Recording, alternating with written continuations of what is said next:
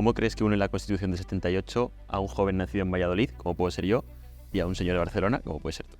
Bueno, y lo del señor te lo agradezco mucho que me lo digas, porque a punto de cumplir 54, pues es un detalle, ¿no? Y lo de joven no te preocupes, se pasa, ¿eh? Exacto, esto es una mala enfermedad, entonces se acaba curando. ¿Qué le une? Pues el artículo 14. O sea, ¿qué te une a ti y a mí? El artículo 14. ¿Cuál es el artículo 14?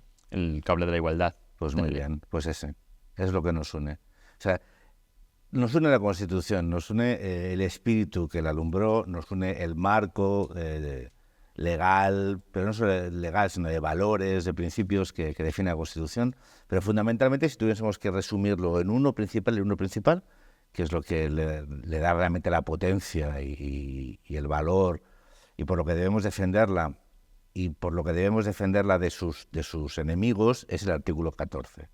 El de que todos los ciudadanos somos iguales, todos los españoles somos iguales, ¿no? Con independencia de... Pues eso, ese artículo 14 lo que une a un señor de Valladolid y a un chico de Barcelona. Fíjate, de todo lo que has dicho, lo más interesante que me parece es hablar del espíritu.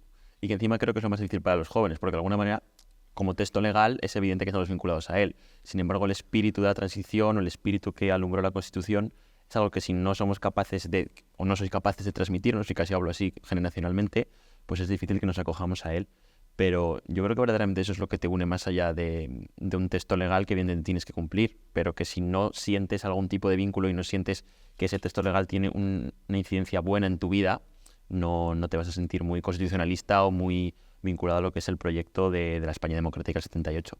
Yo creo que parte de lo que hemos vivido estos años, y ahora podemos hablar un poco de cómo ha fallado, no la Constitución en sí, sino cómo de alguna manera ha crecido la tensión territorial últimamente, tiene que ver con los problemas para transmitir ese espíritu y para entender que antes del 78 estábamos peor y que a partir del 78, viviendo en una democracia, somos iguales, como dices en el artículo 14, y sobre todo tenemos campo o tenemos espacio para construirnos como queramos, y que más allá de ser de Valladolid o ser de Barcelona, lo importante es que seamos Diego y Jordi y que vivamos en una España democrática y podamos crecer como queramos, que era lo que no podíamos hacer antes del 78.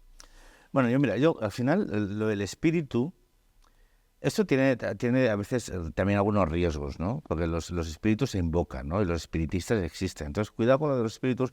Yo creo que las constituciones, al hecho de que son fundacionales, en el sentido de que otorgan, es una carta que otorga derechos y libertades y obligaciones a los ciudadanos, porque muchas veces nos quedamos solo, y ahí los jóvenes sí que estáis un poco cojos de esto, ¿no? Es decir, la vida no solo son derechos, son también obligaciones. Ser ciudadano es una obligación. Y es una conquista, pero que se puede perder. Es decir, esto no es un patrimonio que se tiene, que se puede dilapidar, ¿no? Por lo tanto, los jóvenes, pero no los jóvenes. Yo es que a mí, en general, entiendo ese tipo de formatos, pero uno es un ciudadano que que recorre, ¿no?, un periodo temporal a lo largo de su vida, y que eso lo hace acercarse o alejarse de las cosas en función de muchos elementos, ¿no? En la juventud, pues seguramente pues no estás lo más preocupado, no estás preocupado por tu marco de referencia cívico, ¿no? Si lo que quieres es otras cosas, razonable.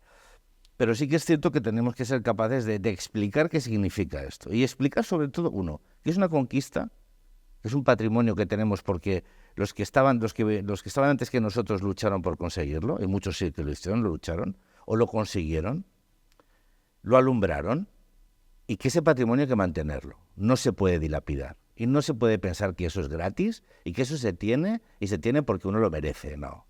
Los jóvenes tienen que trabajarse sus derechos y libertades, como se los trabajaron aquellos que consiguieron en el 78 acrisolar esta carta de derechos y libertades, ¿no? Pero las constituciones también tienen que ir mutando y tienen que transformándose y adaptándose a la realidad, ¿no? Y es quizás el momento de la gente joven para reflexionar acerca de cómo podemos mejorar esta Constitución, ¿no? Sin cuestionar sus principios, que han sido muy difíciles de articular, es decir, los equilibrios son muy difíciles de conseguir, ¿no? A veces cuando yo escucho a la gente joven, no, es que el statu quo es un equilibrio.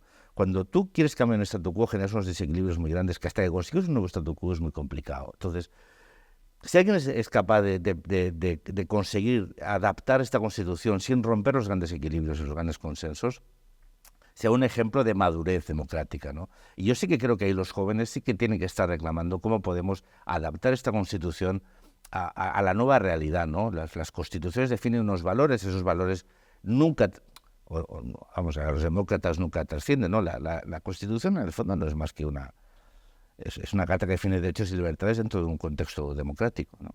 O sea, pues es la esencia de la democracia. Pero tienen que adaptarse, pero sin cuestionar los principios, ¿no? Y los principios muchas veces no se conocen. Se piensan que se tienen, ¿no? De hecho, la igualdad, ¿no? La igualdad, ¿no? Se da como muy por supuesto, ¿no? Todos somos iguales. No, estamos comprobando como la igualdad a veces es un principio constitucional que después la realidad no defiende, ¿no? Estamos viendo como aquí ahora mismo se está cuestionando ese principio, pues amnistiando señores que simple y llanamente para conseguir unos votos y para conseguir un apoyo político, cuestionando un principio básico, ¿no? El artículo 14 que probablemente sería el de la piedra angular de la Constitución, ¿no?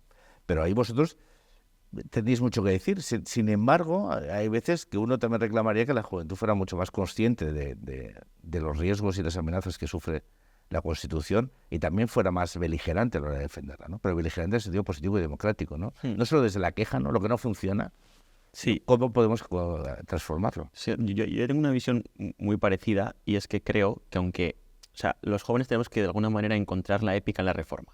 Es decir, de alguna manera en el 78 había mucha más épica en todo. Quiero decir, salir a la calle, en el 75 o 74 correr delante de los grises, de alguna manera todo era como... Sí, pero corría poca gente. Corría muy poca gente y mucha gente que nunca corrió ahora tiene en su mente pensar que ha corrido. Pero de alguna manera, que eso nos podría ocurrir a nosotros igual, ahora, de alguna manera, lo que hay que hacer un poco es para hacer algo que tiene mucha épica, que también es muy inaudito en España, y es que la Constitución se reformase. Nunca hemos reformado una Constitución en nuestra historia democrática. O sea, se la hemos reformado, pero sí, siempre por obligación, en momentos... y por dos detalles, de alguna manera, que venían un poco, además de donde estamos ahora, que es de Europa. Pero de alguna manera, el problema constitucional que tiene España en el 19 es que cada vez que entra un nuevo gobierno cambia la Constitución. Y no hay un gobierno que haga suya la Constitución que ya estaba cuando ellos llegaron. La primera Constitución de Estado, la primera Constitución de país es la del 78.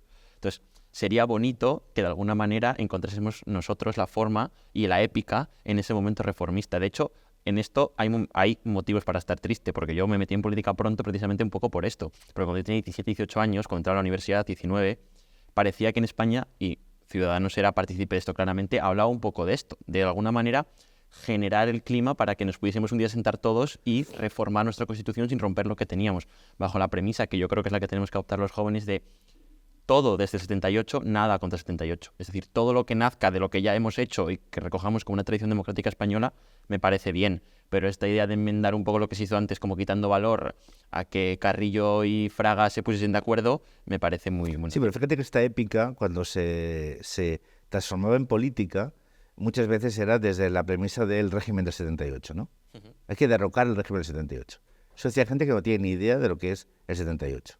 De lo que significa una de las constituciones más avanzadas en el mundo, de una de las constituciones más abiertas, más respetuosas y más democráticas del mundo, ¿no? Y sin embargo, se hizo una épica, una bandera del régimen del 78, ¿no? De lo que es el régimen del 78. Como si esto fuera un régimen, ¿no? Vinculándole la palabra régimen. Sí, que ya es terrible esa palabra. No, claro, pero siempre es un constructo que nace de aquellos movimientos, sobre todo en torno a Podemos en su momento, ¿no? Que parecía que eran el reflejo de una juventud que quería pedir paso, ¿no? Pedir paso... como siempre pasa en nuestro país, volviendo al punto de salida, ¿no? Al punto cero, ¿no? Pues, ¿por qué hay que volver al punto cero? Esta es una constitución formidable que simple y llanamente tiene algunos puntos que tienen que ser adaptados a la realidad. ¿Por qué? Primero, porque así lo hemos decidido, por ejemplo, el tema de la jefatura del Estado, la ley sálica, pues que eso tiene que cambiarse. Hay que cerrar el artículo 8, o sea, hay que cerrar el modelo territorial. Es decir, hay una serie de elementos y seguramente algunos derechos y libertades que se pueden incorporar, ¿no? Pero claro, lo que sería normal, lo que es normal en muchos países que tienen reformas constitucionales, nuestro mecanismo de reforma es un mecanismo de reforma muy bueno para evitar aquello que tú comentabas, ¿no? Que cada gobierno o cada mayoría minoritaria fuera capaz de transformar el marco general. Bueno, es que es hijo del trauma histórico que tenemos con eso. No, pero es que todas las constituciones son frutos de los traumas, no, frutos de la historia de los países, ¿no? Hay países que tienen limitaciones de mandato 3 o 4 años simplemente porque tienen miedo a caudillos que se acaben perpetuando en el poder. Y la nuestra, lo que tiene es un mecanismo que no es único en España, pero que es, oye, tú quieres cambiar el marco constitucional, requieres de mayorías esforzadas, es decir, consensos muy amplios, ¿no? Pero claro, estamos hablando de reformar la Constitución cuando somos capaces de llegar a consensos muy amplios en temas básicos como la educación, como las pensiones, como la política exterior, es decir... y nos queremos meter si no podemos lo menos, nos queremos meter en lo más, abriendo un melón que es imposible, no vamos a ver el melón constitucional. Bueno, ¿qué tal si empezamos a practicar lo que son los consensos en los temas importantes, ¿no? Y ahí sí que es importante ese papel que podría tener nuevamente la gente joven, simplemente por una perspectiva diferente, ¿no? Ante esos dos grandes partidos que son incapaces de llegar a esos consensos necesarios, ¿no? Incluso a nivel de gobernabilidad. ¿Qué se puede hacer? Pues ¿qué se puede hacer? Pues apostar por proyectos políticos que tengan una visión diferente. Ciudadanos tenía y tiene y tendrá esa visión diferente. ¿De qué es necesario para avanzar? Para que las sociedades avancen, tienes que ser capaz de buscar acuerdos. Esos acuerdos que conseguimos cada día aquí en el Parlamento Europeo, ¿no? Porque la política no tiene que ser siempre confrontación. Es más, no debería serlo casi nunca. Solo en lo nuclear, ¿no? Lo otro debe ser colaborativo, intentando buscar qué es aquello que une y no aquello que diferencia, ¿no? Pero desgraciadamente también es cierto que lo que se premia, y esa épica que tú dices política, muchas veces se sitúa y se posiciona prácticamente como si esto fuera una liga de fútbol, ¿no? Con un equipo contra otro, y donde si tu equipo es especialmente respetuoso y caballeroso, pues encima le acusas de que no, ¿tú por qué entregas el balón se salió por la banda? Oye, pues porque es lo que toca, ¿no? Pues no. Aquí no, aquí lo que se prima es, o lo que se busca, lo que se apoya, o lo que a uno le motiva, desgraciadamente, es el contra el otro. En vez de entender que para que tengáis un presente y un futuro mejor, pero no vosotros como jóvenes, pero sí especialmente porque sois los que vais a tener una trayectoria vital mucho más extensa, ¿no? Si todo va bien, y eso espero, se necesitan consensos, porque la confrontación permanente lo que hace es erosionar. O sea, Bueno, no construye y rompe nada. los consensos anteriores. Volviendo a la tensión o a la dialéctica Valladolid-Barcelona, en Valladolid lo que ha pasado es que cuando has visto que de alguna manera el Consejo de 68 se ha roto por un lado pidiendo la independencia o saltándote la Constitución o aprobando leyes sin tener en cuenta el estatuto ni o sea, saltándote el Estado de Derecho, lo que de repente tienes gente que políticamente dice, bueno, pues yo quiero volver a recentralizar España. Recentralizarlo me refiero volver a una España que no se parece a la España seguramente autonómica o seguramente a la España real. Y tiene lógica, en la medida en la que si rompes de un lado, te surge un problema por el otro. Es decir, oye, yo estoy respetando que lo que se dicte en Madrid no sea igual en toda España. Y hay gente que legítimamente piensa que España debería ser más monolítica y hay gente que legítimamente piensa que España debería estar más centralizada. La cosa es encontrar esos puntos medios y siendo leales a lo que ya hemos ido acordando para encontrar el mejor modelo para todos. Y eso tiene mucha épica, que es, oye, que nos vaya bien a todos, es bueno. Y creo que es positivo y creo que es alcanzable. Mira, yo por ejemplo, mi madre es de Castilla y León, mi madre es un pueblecito de Salamanca. Yo para mí el modelo territorial español ha permitido o ha facilitado, por ejemplo, en las comunicaciones que había en ese pueblo horrorosas, pues desde que llegó la Comunidad Autónoma de Castilla y León, pues hubo un trabajo, por ejemplo, en asfaltar, en construir, en mejorar, en ampliar las carreteras y de repente de necesitar prácticamente un 4x4 para llegar a un pueblo, pues de repente pues tener una carretera transitable y unos servicios para las personas mayores, pues muy buenos. Es decir, el modelo autonómico ha funcionado, pero el modelo autonómico puede ser cuestionado, pues porque en nuestra Constitución se puede cuestionar todo. O sea, lo que no puede ser es que permitamos o creamos que es normal partidos que cuestionan el modelo autonómico buscando la separación y nos preocupe que haya partidos que busquen o cuestionen el modelo autonómico buscando una recentralización. Porque ambos modelos, al final, tienen que estar al servicio de los ciudadanos y cuando los modelos no están al servicio de los ciudadanos, sino de los poderes políticos que acaban trabajando en contra de los principios constitucionales, pues a lo mejor hay que replantearse cosas, ¿no? O sea, pues a lo mejor sí que hay que replantearse que hay algunas competencias que tienen que ser descentralizadas o que tienen que ser armonizadas, ¿no? Estamos en Europa intentando armonizar legislaciones nacionales mientras estamos a nivel nacional generando legislaciones que están en una permanente disonancia. Entonces, oye, pues lo que hablamos es que si respetamos la democracia, tenemos que respetar que hay visiones del país diferentes. Es evidente cuáles eran aquellas que unían más a los ciudadanos. Por ejemplo, el modelo territorial descentralizado unía más en el 78. Era una forma de reconocer la complejidad, la pluralidad, la diferencia de nuestro país sin que eso significase privilegio, ¿verdad? Pero es que acabó significando privilegios. Sí, y entonces es normal que haya una reacción contra eso. ¿Por qué? Pues porque cuando tú crees que solo pueden ganar unos, que hay ciudadanos de primera y de segunda, pues hay ciudadanos que llega un momento que se enfadan, ¿no? ¿Qué hay que hacer? Pues seguir avanzando en aquello que la Constitución propone.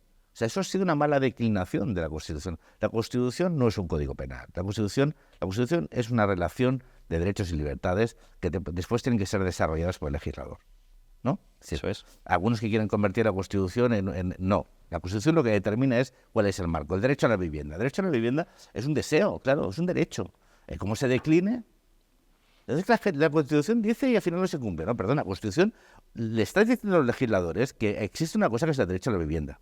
que es bueno perseguir y es bueno que todo el mundo consiga. No, claro, pero son los ciudadanos que tienen que exigir a los legisladores que ese principio constitucional se cumpla.